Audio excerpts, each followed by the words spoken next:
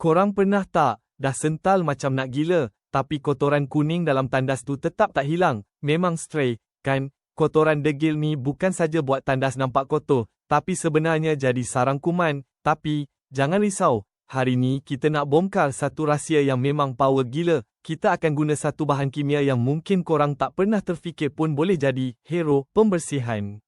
Ya, kita cakap pasal asid oksalik. Bukan calang-calang asid tau. Asid oksalik ni ada satu kelebihan unik yang dipanggil chelating action atau tindakan pengkelatan. Senang cerita, asid ni pandai tangkap dan ikat mineral-mineral macam kalsium dan magnesium yang selalunya ada dalam kerak urin tu. Bila dia dah ikat, kerak tu pun jadi lemah. Senanglah nak cuci. Memang macam majik. Tapi ingat, walau powerful macam mana pun, keselamatan kena jadi keutamaan.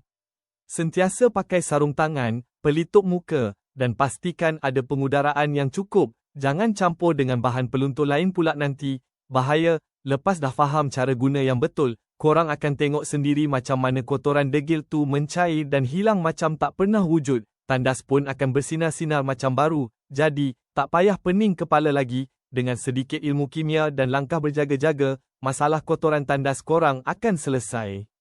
Jom, kita buat tandas kita bersih balik.